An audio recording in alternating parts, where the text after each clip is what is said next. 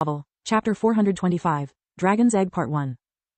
Why would an awakened need to steal in such a blatant way? Lith thought while going downstairs. Even a bit of spirit magic would be enough to get her what she wants without drawing so much attention. Maybe she just discovered her powers. So Lith pondered. Otherwise I can't explain how she still has a red core. Another thing I can't understand is how she can possibly keep invigoration active while moving. Lith found several guests of the hotel staring at the scene through the windows. I told you we shouldn't have picked a hotel in the Outer Rim, you damn cheapskate. A middle-aged woman was angrily whispering to her husband, like she was afraid of drawing the attention of the crazed thief. The couple was wearing a gray dressing gown with the hotel's insignia over their clothes. 1 silver coin per night is cheap. Lith shuddered at the idea of how much money more luxurious accommodations would require. Why, does this happen often? He pointed his forefinger toward the events unfolding outside. Of course, it's the God's damned Outer Rim. The woman was clearly annoyed at Lith's question, which forced her to state the obvious. Every year, when winter approaches, all kinds of vagrants and lunatics fill the roads of the city to find shelter until spring. Because of those hungry beasts, the crime rate always spikes. Speaking of hungry beasts, why are you still here? Aren't you a ranger? It's your duty to uphold the law. Not inside Othar. At the moment I'm just a tired traveler. Lith wanted to investigate the mystery, but the woman's rudeness had almost changed his mind. The hotel would greatly appreciate your help in keeping its guests safe. Someone promptly added. Lith turned around towards the voice. It belonged to a silver-haired man dressed like a member of the staff. According to the tags on his chest, his name was Pennon and he was the night manager. Please, help them, Solis pleaded him. Some of the people outside are badly wounded. They need a healer and you will get your money back. It's a win-win situation. Lith didn't care about a single silver coin. Pennon's offer was meaningless to him. Solis's plea in discovering how the heck someone of that age with no experience with magic could possibly awaken was another story. Lith came out from the hotel and extended his arm, using spirit magic to paralyze his opponent. He didn't expect it to work. To be able to knock down men way taller and heavier than her, the woman had to be able to use fusion magic. Lith's intention was to check how effective spirit magic would be against such a weak awakened. Best case scenario, he would manage to slow her enough to hold her in place and get some answers before the city constables arrived on the crime scene. Contrary to his expectations, his tendrils of mana were sucked by the woman's invigoration technique and completely nullified. What the heck, Lith thought. Invigoration shouldn't work that way. Absorbing someone else's mana is like drinking poison. The homeless woman screamed in pain before turning toward Lith and releasing a fire wave the size of a truck. The spell was powerful, but there was no technique or planning behind it. Like a child throwing a tantrum, its energies were violent but chaotic. Lith needed but a thought to take control of the fire wave and snuff it out. Before he could counterattack, the woman clenched her belly and collapsed to the ground. Lith had no idea what was happening.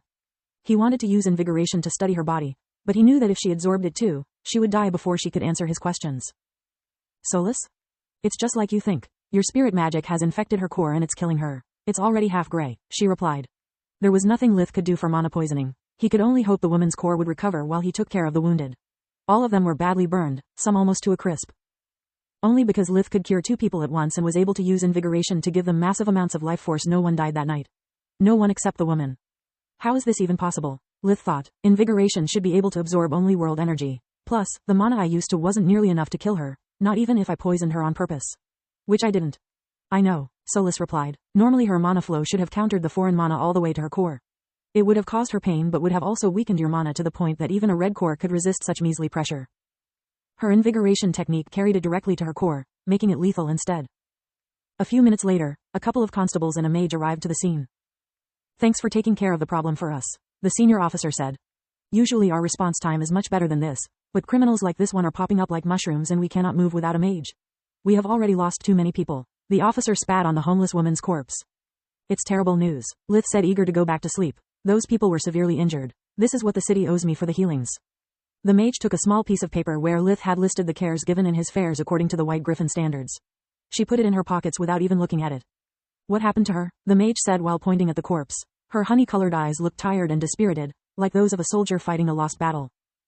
Wish I knew. I used a simple air spell to restrict her and she died. The mage completed the phrase for him. Don't worry, it's not your fault. It happens every single damn time, no matter the element used. Once the constables managed to restrict one only for the poor guy to die under the effects of a diagnostic spell. That's great news. It means that whatever they are not awakened. Which makes this none of my business, Lith thought. Solis would have liked to comment about his total lack of care for the well-being of the people of Othar, but she had seen enough in one day to know it would be pointless. Maybe this is what that Fellhorn guy wanted to talk about. A lot of magic users committing crimes is something the association would have to deal with. It could fetch you a lot of merits. Solis tried a subtler approach on the matter. Too bad I don't need them. I've already got what I could from the association after I graduated. Otherwise I wouldn't have joined the army. What I need is to finish my patrol as fast as I can. That way I can obtain a long leave and work on the crystal. Lith replied. The following morning, during the sumptuous breakfast served privately on the hotel's terrace for Lith only, he called his handler. This is Ranger Verhan. I need some time to restock my provisions and then I'll be ready to leave Othar. He actually had no need for food, his pocket dimension held enough to last him months. His aim was to look for rare books. Negative. You are not allowed to leave the city's perimeter. The commander has received a request for help from the association. Depending on his decision, your stay in Othar might be prolonged until further notice.